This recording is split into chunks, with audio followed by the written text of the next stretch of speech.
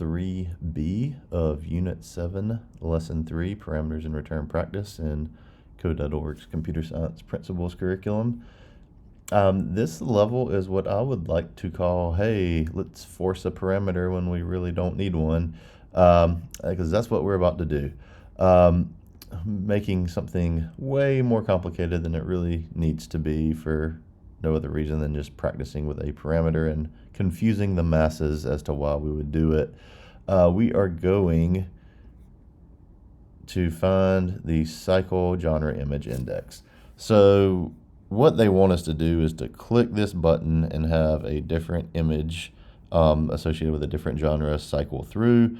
That if you go to your data tab, you can go to genres, and there we go. We can look, we've got, all right, 6 different genres. Each one has a image, right, stored as a string, which is a link. So what we want to do is call this function and have an image show up. The parameter, genre index, the return is going to be not a function call. The return is going to be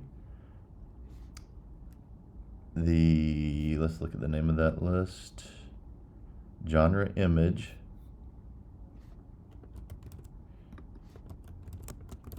at genre index. That's it. That's the function. Yeah. So now we're going to come down to our own event where the magic's really going to happen. And on our genre button, when it's clicked, all right, we have it called. Now notice our argument is also our parameter. Again, forcing a parameter. But so we need to use a cycle pattern. What we've seen a lot of is a left button, right button. In this case, there's just one button. So we're going to combine that in an if-else statement. Where is it? There we go. And what we're going to do is we are going to say if the name of that list, again, I think was genre image. So if genre index, sorry, we'll do the list.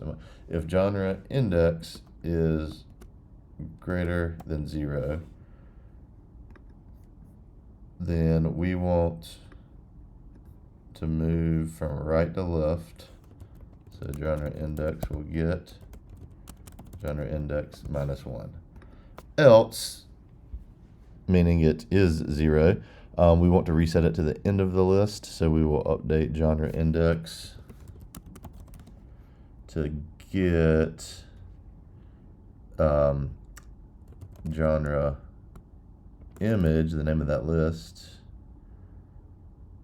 dot length -1. That'll take us to the end of it. We also could have just done 5 because that would be the last element or the last index in that list of 6.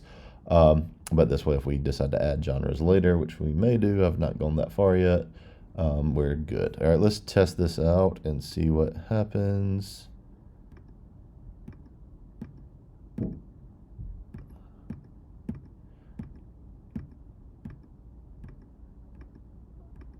Alrighty, so we kind of work our way around. So it looks like we kind of go and come back. So there we go. Okay. So we were able to cycle through the list. I probably should have done it the other way. It looks like it kind of wants to go one way and I made it go the other, but it's cycling through. We're going to call that a win. At this point, I will kind of pause and start back with another video because these are, again, a little bit hard to follow. So again, if there's anybody out there that maybe just needs to see one particular level, I don't want you to have to sit through the entire lesson video. Alrighty.